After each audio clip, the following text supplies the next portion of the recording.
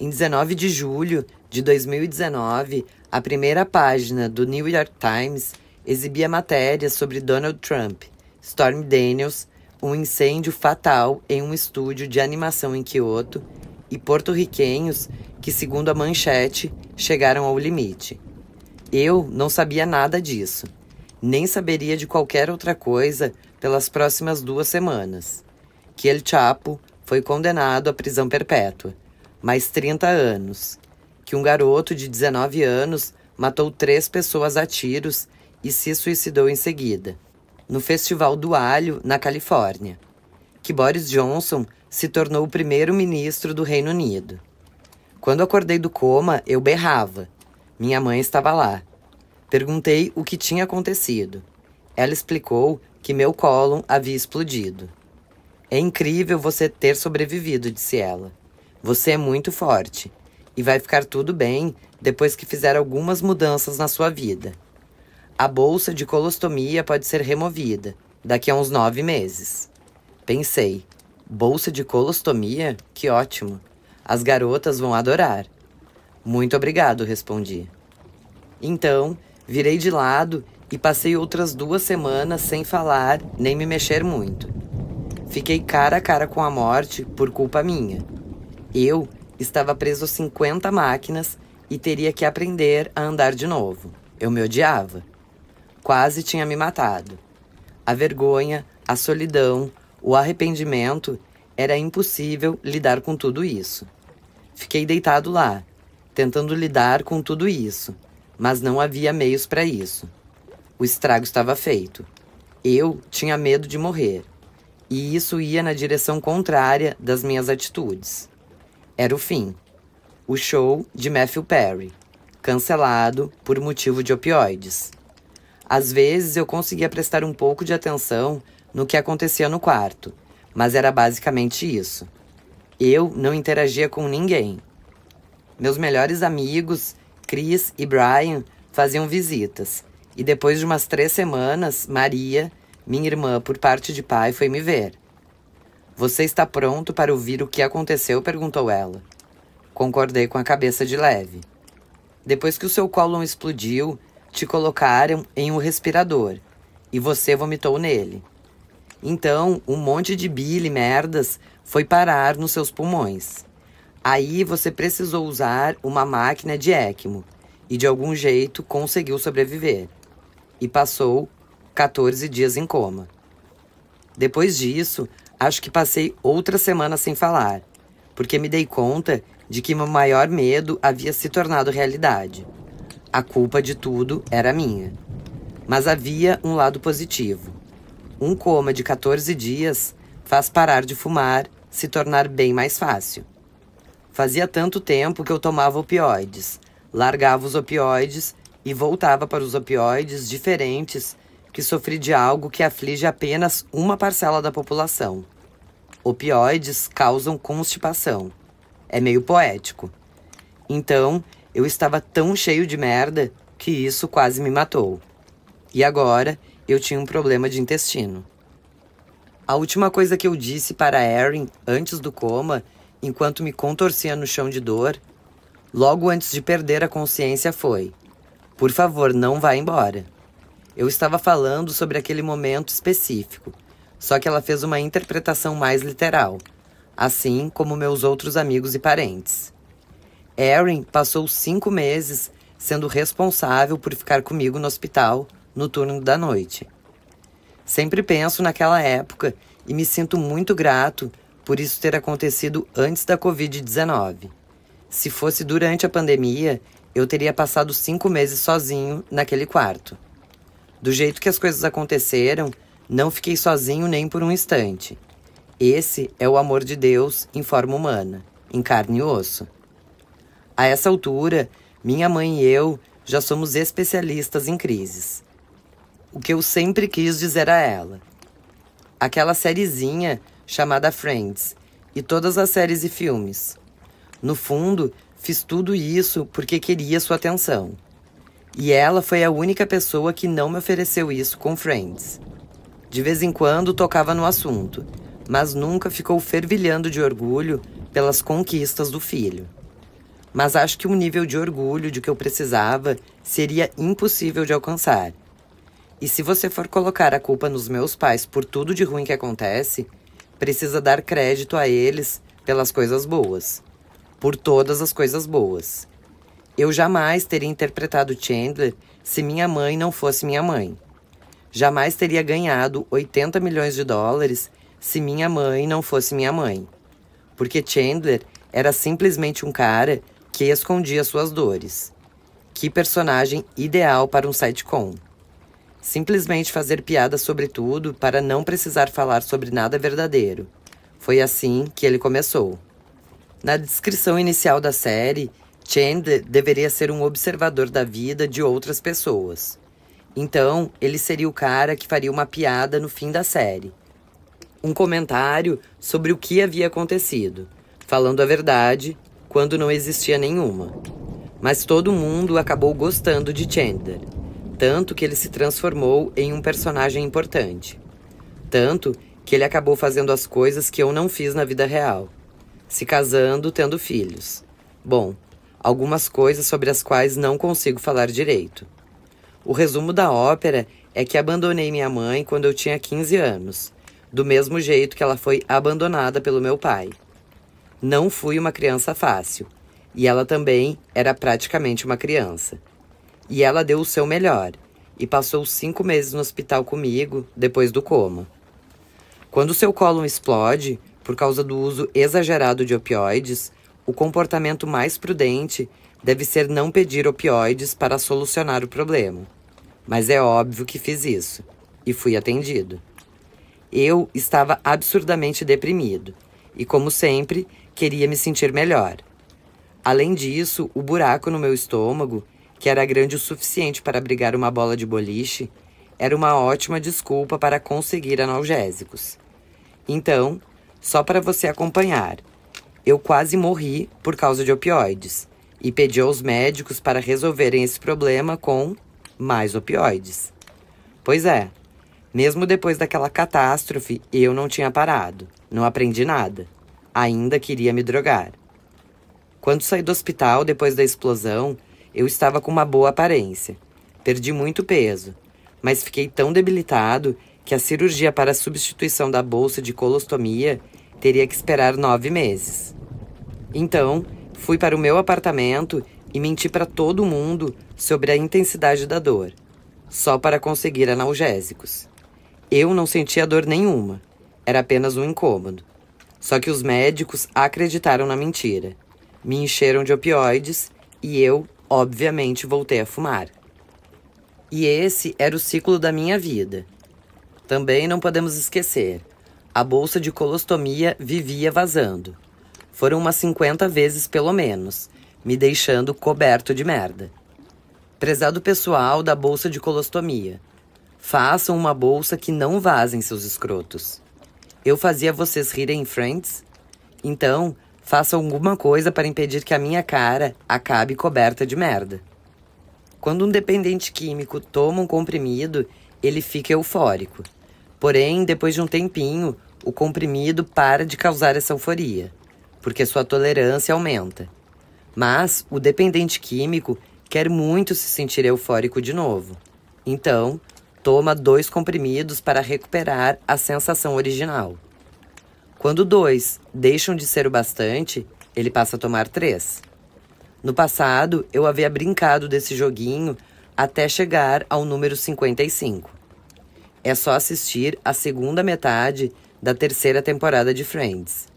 Eu estava tão frágil, magro e doente. Era bem nítido, mas ninguém fez nada. O hospital da UCLA me dava opioides para dor de estômago de mentira, só que eu precisava de mais.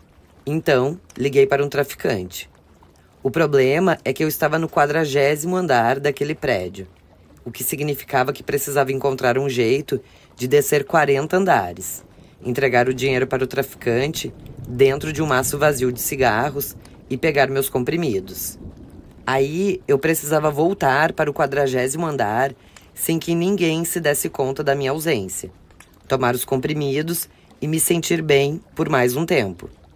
Veja bem, eu teria que fazer isso com um coach de sobriedade, um enfermeiro e Erin no apartamento. E eu era péssimo nisso. Tentei 4 vezes e fui pego exatamente 4 vezes. Os médicos da UCLA não gostaram da notícia e disseram que eu precisava voltar para a reabilitação. Não havia escolha. Eu estava viciado em tudo que me davam. Se eu simplesmente tivesse dito, não, vai se fuder, teria sido um momento glorioso. Mas então as drogas acabariam e eu ficaria me sentindo muito doente. Acabei na situação muito estranha de decidir onde passaria meses trancado. Nova York ou Houston. Talvez alguém mais capacitado do que eu devesse tomar essa decisão. Como eu não tinha noção nenhuma de nada, escolhi Nova York. Quando chegamos ao centro de reabilitação, eu estava alucinado, apertando minha barriga em uma demonstração mentirosa de dor. Apesar do lugar parecer uma prisão, o pessoal de lá era só sorrisos. Por que caralho vocês estão felizes? Perguntei. Eu tinha tendência a ser meio rabugento. Estava tomando 14 miligramas de lorazepam e 60 de oxicodona. Estava usando uma bolsa de colostomia. Perguntei onde poderia fumar e me disseram que fumar era proibido ali. Não tenho como ficar aqui se não puder fumar, falei. Bom, você não pode fumar aqui. Eu entendi. Como é que vou parar de fumar, além de todo o resto? Vamos te dar um adesivo. Tudo bem, mas não me culpe se eu fumar a merda do adesivo, respondi. Foi resolvido que eu continuaria tomando lorazepam. Passaria a tomar outro remédio e poderia fumar durante a desintoxicação, mas não dentro do prédio principal. Isso significava que eu poderia fumar por mais 4 dias. Quando eu queria um cigarro, alguém da equipe me acompanhava até o lado de fora e ficava ao meu lado enquanto eu tragava. Muito relaxante. 3 noites se passaram.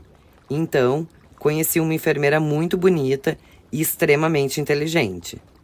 Ela cuidou muito bem de mim e dei em cima dela o máximo de vezes possível quando você está interagindo com alguém que troca sua bolsa de colostomia regularmente. O temido dia em que eu teria que parar de fumar se aproximava. Então, recebi permissão para sair com a enfermeira maravilhosa para tomar um café. Meu humor melhorou um pouco. Fiz piadas, dei mole para ela de um jeito que dizia: estamos todos na reabilitação. Então, nada vai acontecer mesmo. E voltamos. Já no centro, a enfermeira disse: preciso pedir uma coisa. O que você quiser, respondi. Preciso que você pare de tentar comer a enfermeira gostosa. Ela estava falando de si mesma. Nossa! Achei que a gente estivesse se dando mole de um jeito inofensivo, tipo, nada vai acontecer, falei. Passei outros 4 meses lá e nunca mais dei em cima dela. Nem ela me deu mole. Talvez porque tenha me visto coberto da minha própria merda várias vezes. Mudei de andar. Conheci terapeutas. Bruce, Wendy, tanto faz. Que não me interessavam nem um pouco. Eu só queria fumar. Ou falar sobre fumar. Ou fumar enquanto falava sobre fumar. Todo mundo parecia um cigarro gigante. Eu mal saía do quarto. A bolsa continuava vazando. Liguei para minha mãe e pedi para ela ir até lá me salvar. Ela disse que eu fumaria se saísse de lá e que isso seria péssimo para minha futura cirurgia. Liguei para minha terapeuta. Implorei para ela me tirar dali. Ela repetiu a mesma coisa que a minha mãe. Eu estava fudido e preso.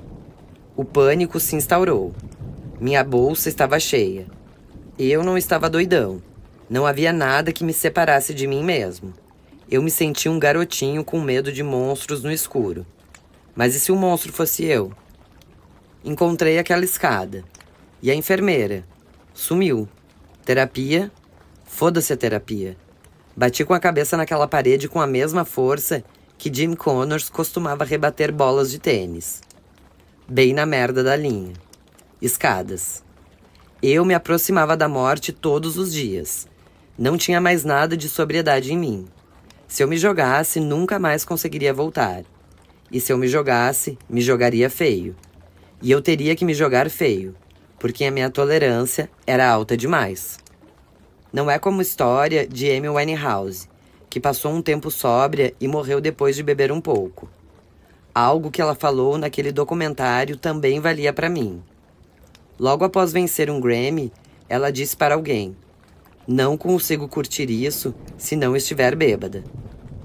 A ideia de ser famoso, a ideia de ser rico, a ideia de ser eu. Não consigo curtir nada disso a menos que eu esteja drogado. E não consigo pensar em amor sem desejar estar drogado. Falta em mim uma conexão espiritual que me proteja desses sentimentos. É isso que eu busco. A primeira vez que cheguei ao marco de 55 comprimidos por dia, eu não sabia o que estava acontecendo. Eu não sabia que eu estava viciado. Fui uma das primeiras pessoas famosas a ir para a reabilitação enquanto a mídia noticiava isso. Em 1997, eu estava no elenco da série mais assistida dos Estados Unidos e fui para a reabilitação. E essa informação estampou as capas das revistas. Mas eu não tinha a menor ideia do que estava acontecendo comigo. Betsy passou para a heroína, e aí já era. Nós havíamos concordar com a cabeça, sorrir e morrer. E aquele sorriso é a sensação que desejo o tempo todo.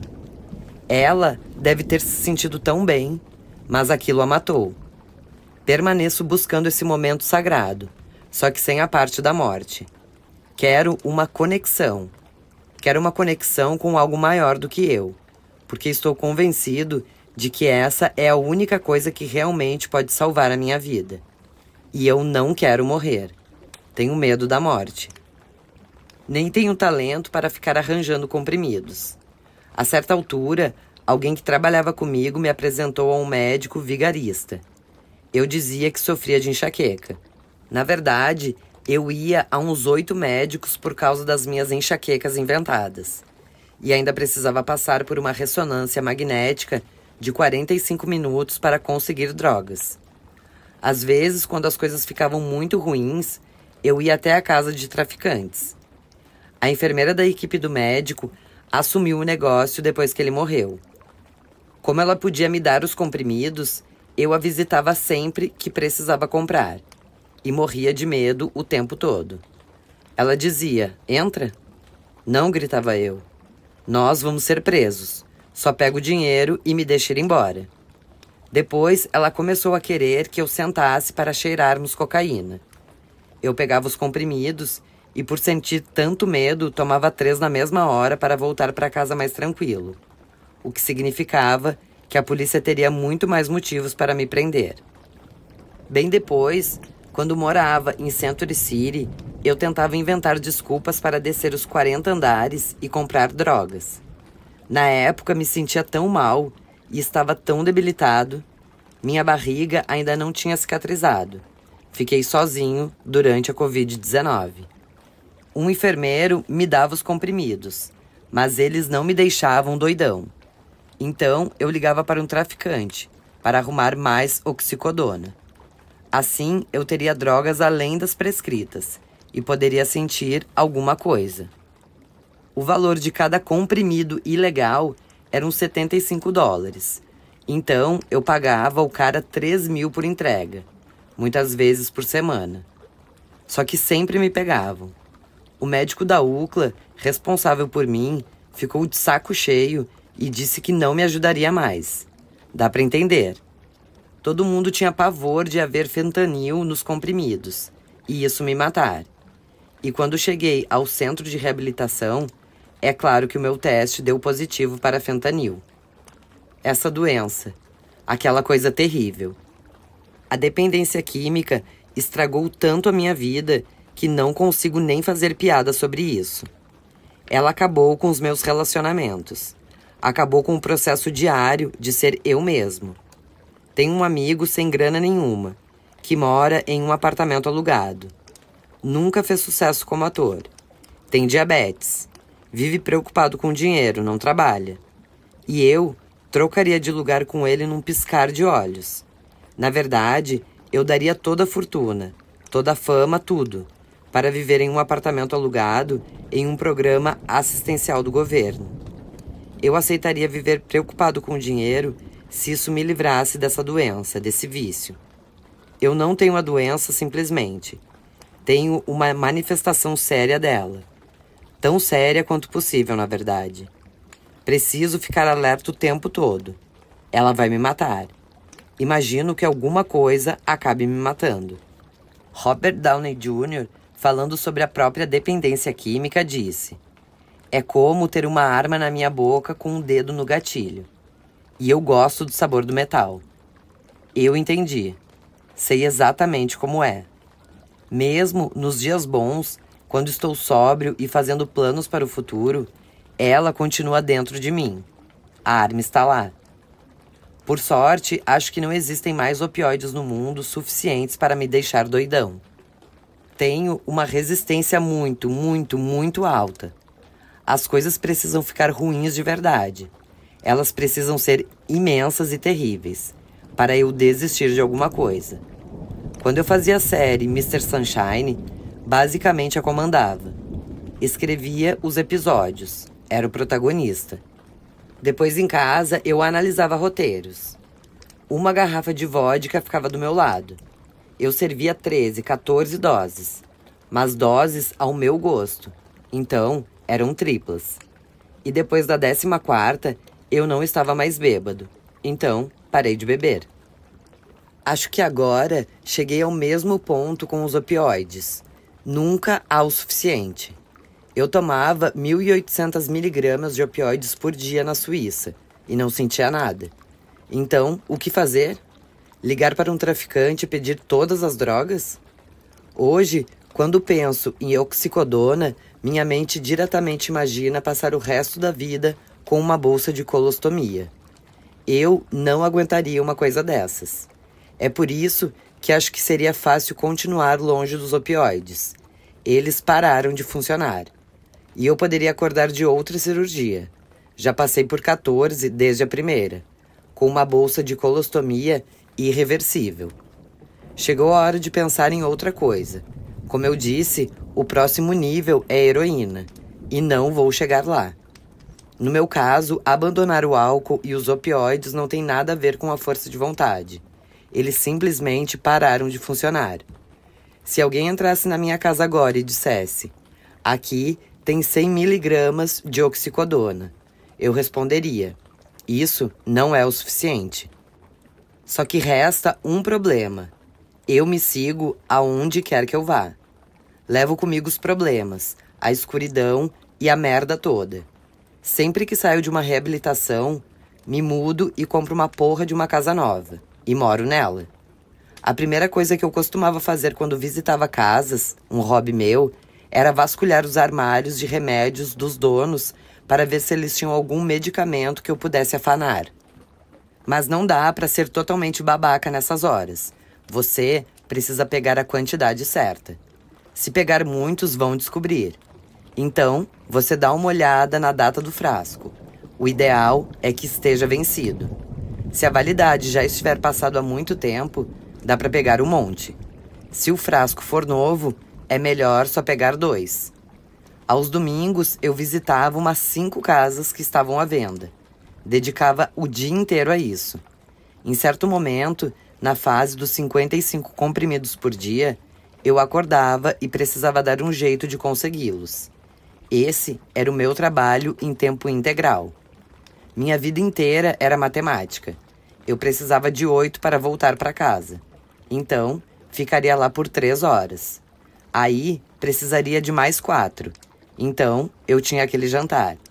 Precisava de 7 para isso. E isso apenas para permanecer estável. Não para passar mal, para fugir do inevitável, a desintoxicação. Imagino os proprietários dessas casas voltando depois das visitas e abrindo o armário de remédios. Será possível que o Chandler... Não, o Chandler não. Não acredito que o Chandler faria uma coisa dessas. Agora, em vez de visitar casas, estou construindo uma.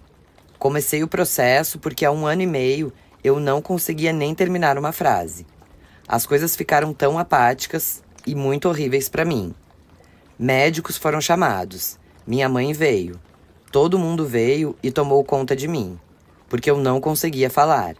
Eu estava alucinado. Precisava tomar uma atitude. Eu tinha aquela cobertura de 20 milhões em Century City, onde usava drogas, assistia televisão e transava com a mulher que namorava havia alguns meses.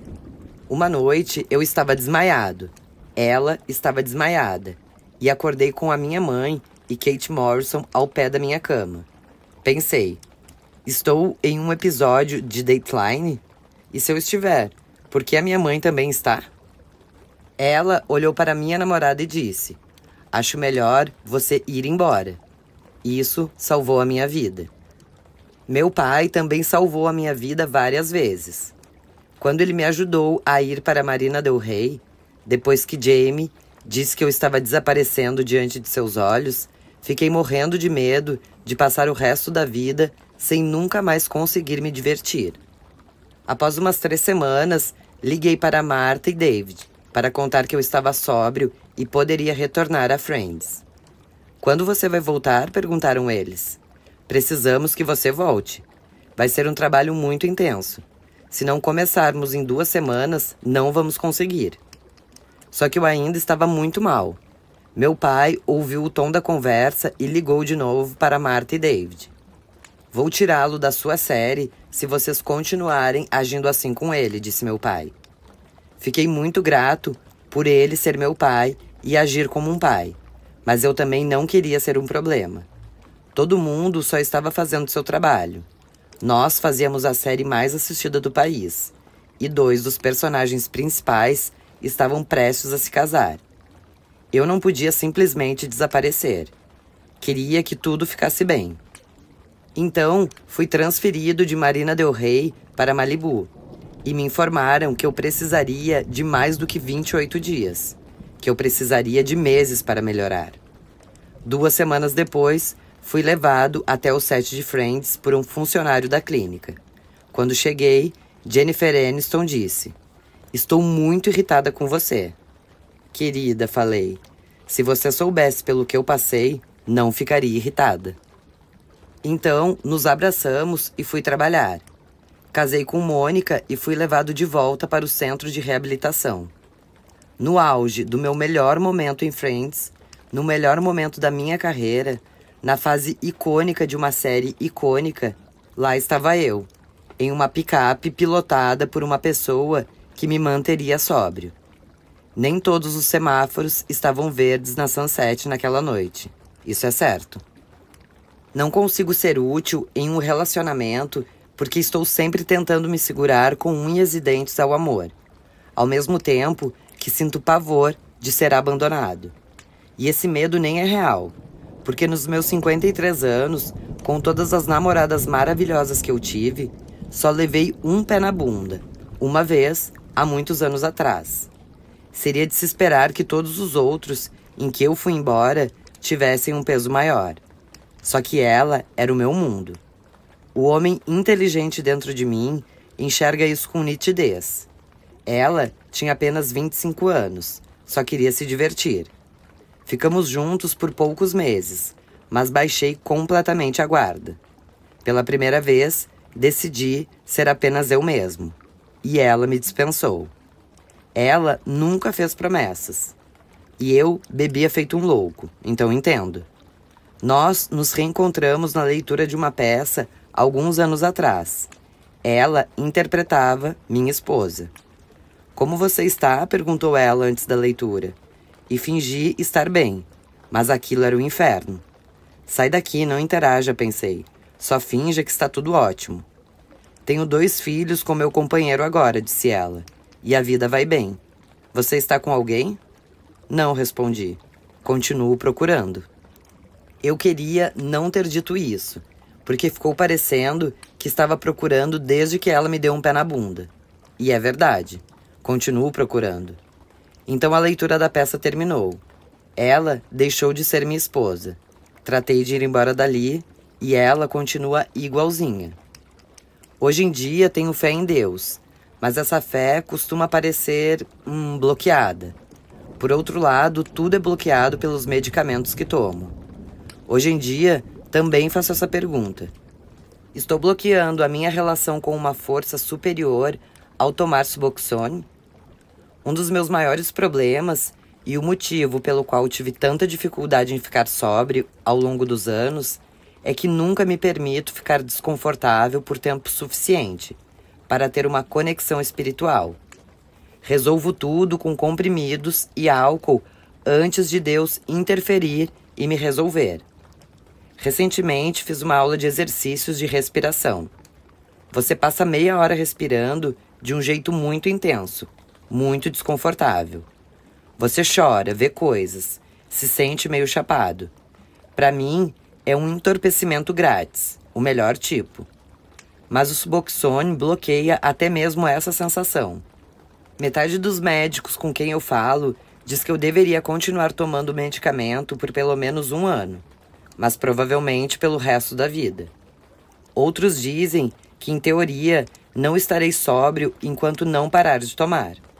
De toda forma, é muito difícil ficar completamente limpo, o que é irônico, porque essa é uma droga usada para tirar você de outras drogas. Há pouco tempo, quando eu recebia na veia, minha dosagem era meio miligrama menor do que deveria, e fiquei tão mal e assustado que precisaram aumentá-la. Você se sente péssimo quando corta o remédio. A heroína interage com seus receptores de opioides, e isso deixa você doidão. Mas logo o efeito passa, e os receptores de opioides são deixados em paz enquanto você passa um tempo sóbrio. No dia seguinte, talvez você mexa com seus receptores de opioides de novo, e aí fica doidão, e assim por diante. Só que o Suboxone funciona de um jeito diferente, envelopando o receptor, e não vai embora, o que significa que ele passa o dia inteiro danificando seus receptores. Então, uma das teorias que tenho sobre a minha dificuldade com a felicidade é que danifiquei meus receptores. A minha dopamina é substituída por Suboxone. A onda de dopamina vem quando você aproveita alguma coisa, como assistir ao pôr do sol, ou fazer uma boa jogada no tênis, ou ouvir uma música que adora. Mas tenho quase certeza de que os meus receptores de opioides foram seriamente danificados, talvez de forma irremediável. É por isso que estou sempre um pouco desanimado. Seria legal se às vezes, assim como aconteceu com a pancreatite, meus receptores de opioides pudessem se recuperar e ficassem em paz por um tempo, e eu voltasse a ser feliz. Eu vi Deus na minha cozinha, por incrível que pareça. Então sei que existe algo maior do que eu. Até porque, para começar, não sou capaz de cuidar nem de uma planta. Sei que ele é amor e aceitação onipresentes, que significa que tudo vai ficar bem. Sei que algo acontece quando morremos. Sei que seguimos para algo maravilhoso. Alcoólatras e dependentes químicos como eu querem beber só para se sentir melhor. Bom, isso vale para mim. Meu único objetivo era me sentir melhor. Eu não me sentia bem. Depois de alguns drinks, eu me sentia melhor. Mas conforme a doença progride, é necessário mais e mais. E mais e mais e mais e mais. Para chegar a esse melhor. Se você se desvia da sobriedade, o alcoolismo vem com tudo e diz: "Oi, lembra de mim? Bom te ver de novo. Agora, me dá a mesma quantidade que você me deu da outra vez. Senão, eu vou te enlouquecer. E quem sabe te matar." E então, vem a obsessão da minha mente. E não consigo parar de pensar em me sentir melhor. Juntando isso ao fenômeno da ânsia, e o que resta é um hematoma que surge e nunca melhora. Ninguém tem um problema com a bebida. Se cura e passa a beber socialmente. A doença simplesmente volta. O grande livro diz que o álcool é ardiloso, surpreendente e poderoso. Mas eu acrescentaria que ele é paciente. Assim que você levanta a mão e diz: "Tem um problema", é como se o vício respondesse: "Bom, se você vai ser idiota a ponto de tentar resolver isso, vou sumir por um tempo." Depois de passar 3 meses na reabilitação, eu penso: "Bom, Vou beber quando sair daqui, mas posso esperar mais 9 dias. A doença está ali, tamborilando os dedos. No AA, costumam dizer que enquanto você está em uma reunião, sua doença está fazendo flexões com um só braço do lado de fora, só esperando a sua saída. Quase morri várias vezes. E quanto mais você cava no fundo do poço, a morte é o fundo do poço, só para lembrar, mais pessoas é capaz de ajudar. Então, quando a minha vida está com a corda toda, tenho pessoas para apadrinhar, gente me ligando para pedir ajuda. Os anos entre 2001 e 2003 foram os mais felizes da minha vida. Eu estava ajudando os outros, estava sóbrio e forte. Havia outro lado positivo da sobriedade. Fiquei solteiro por parte desse tempo. Então, eu ia a bares, boates, mas não queria beber. Um milagre havia sido operado na minha vida. E eu vou te contar. Ninguém é mais popular às 2 da manhã em uma boate do que o cara sóbrio que diz: "Oi, tudo bem?" para uma mulher. Acho que nunca transei tanto quanto naqueles 2 anos. Só que a doença é paciente. Aos poucos, você para de ir às reuniões, que deveria frequentar. Não preciso ir na sexta-noite. Então, quando esse tipo de pensamento já se infiltrou na sua mente, o alcoolismo vem buscar você. Surpreendente e poderoso e paciente. De repente, você deixa de ir a todas as reuniões e se convence de que já entendeu tudo. Não preciso mais disso, já sei tudo. Viciados não são pessoas ruins. Só estamos tentando nos sentir melhor. Só que temos essa doença. Quando me sinto mal, penso: preciso de alguma coisa que me deixe melhor. É simples assim. Eu ainda adoraria beber e usar drogas, mas não faço isso por causa das consequências, porque a essa altura do campeonato, isso me mataria.